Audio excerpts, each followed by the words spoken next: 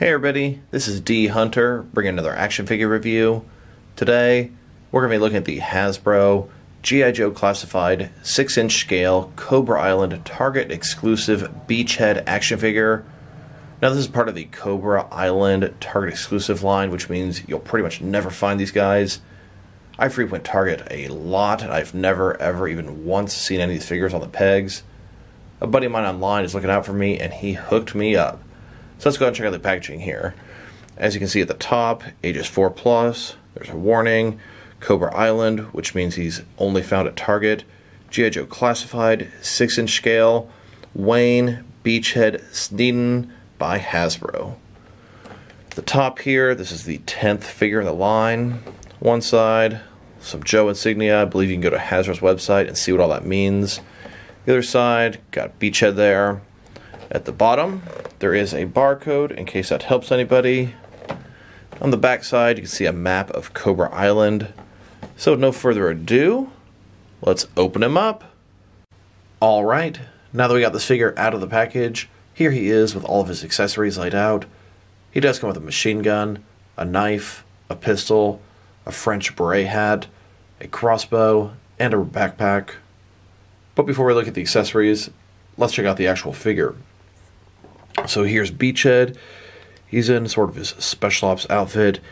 You can see the texture on the mask. It's like cloth look to it. It's looking fantastic in military green. The eyes cut out. A little bit different where the mouth is. Going further down, he's got that sort of tactical vest on him. Looks like double jointed elbows, butterfly joints, holster for his pistol, sheath for his knife, double jointed knees. This guy is looking great. Pants look excellent. All the little armor and pouches all over him. Detail looks fantastic. Looks like a great military figure and a great Joe figure. Really happy my buddy found this for me at Target and sent it on over. Now let's check out his accessories. I'd like to start off with his hat. Here's his hat. It's sort of a French beret, military type hat. I'll tell you, the sculpt looks excellent. Sort of drooped off to the side. It's got a little logo at the front, which looks fine. Biggest complaint I have is the red and the black is not smooth. That black and red line across, very sloppy across the entire thing. A little disappointed there, but the hat itself looks very nice. Here he is without the hat. And here he is with the hat on. This thing fits very snug and securely. It is not going to fall off. It looks very nice. And it's very secure. Here's his backpack. This thing is casted in solid black plastic. No paint details there.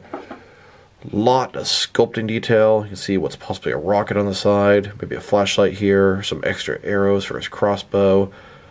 But this stuff should be painted differently. There should be some color break here.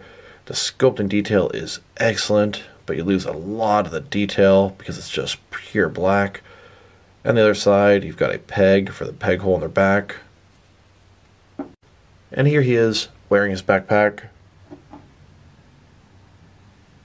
And just a little feedback on his backpack. The peg here has to go through his vest into the hole in his back. I don't know if the peg is just too short or if it's not thick enough, but it does not stay in there very well. Falls out very easily. Now we've got his knife. All of his weapons are in pure military green. A little disappointing there. His knife here, I mean the sculpting is fine. It's got some sculpting detail on the handle and the blade, but I really don't like the fact that it's all green.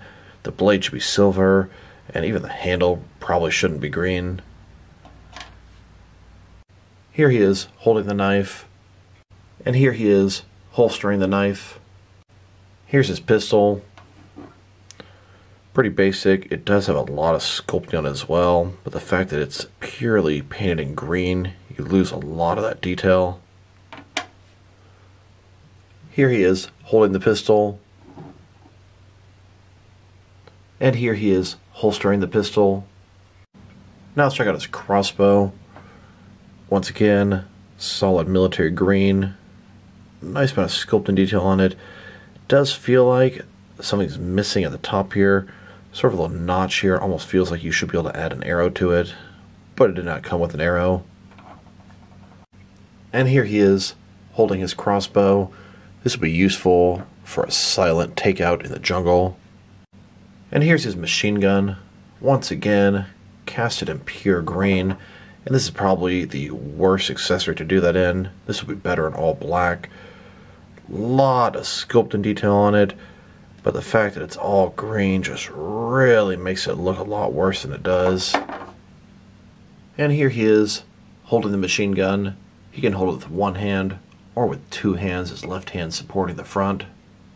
And he is able to hold all 6 of his accessories at the same time. He can hold the machine gun and crossbow with his 2 hands. He has his hat and backpack on, and then his knife and pistol holstered. Now that we've taken a pretty good look at both the figure and his accessories, now let's check out his height.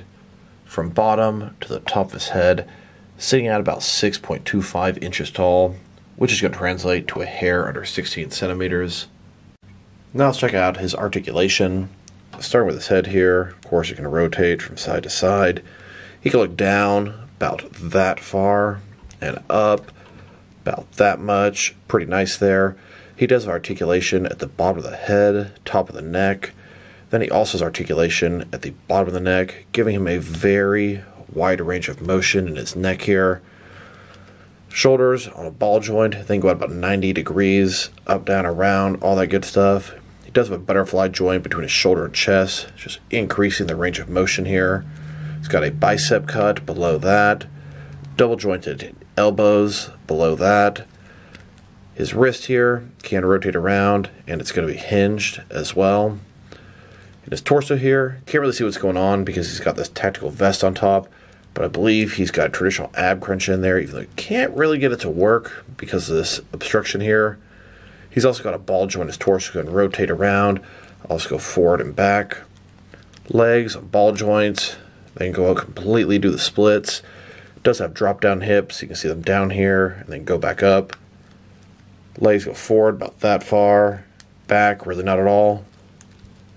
Got a thigh cut, double jointed knees. He's got a boot cut, then his ankles here, then go up, then go down. They can tilt and rock as well. Here he is, staying next to a military jeep in the streets. Here he is, trying to evade and take down a couple of Cobra troopers in silence. And he's trying very hard to take them out without using his guns, as to not alert the other Cobra troops.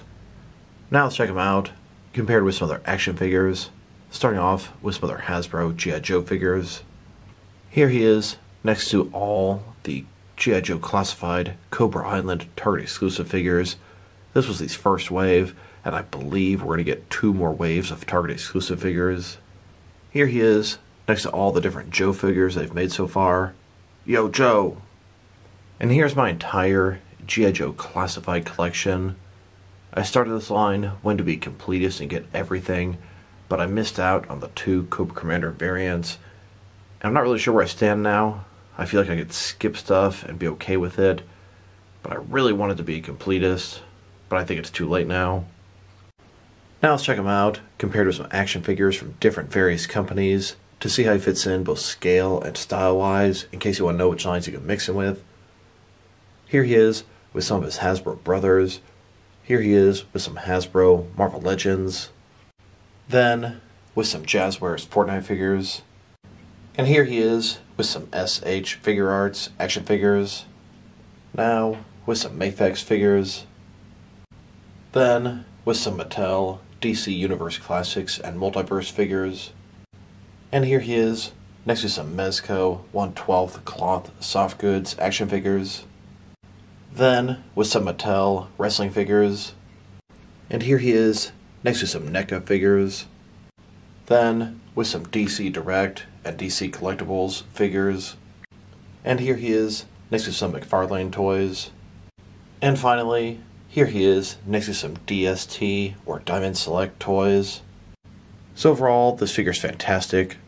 His sculpt is nothing short of excellent. There are so many different texture pieces all over him. Very nicely done. His articulation is also superb. I love how these 6-inch G.I. Joes are super articulated, very similar to the old school smaller line. His accessories are nice, but very disappointed in the color of them. Things I don't like about this guy: first of all, his backpack. That thing probably fell out 20 times doing this review. Very annoying. The fact that his paint's a little bit sloppy on his hat sucks, because that's one of his coolest accessories. It looks great.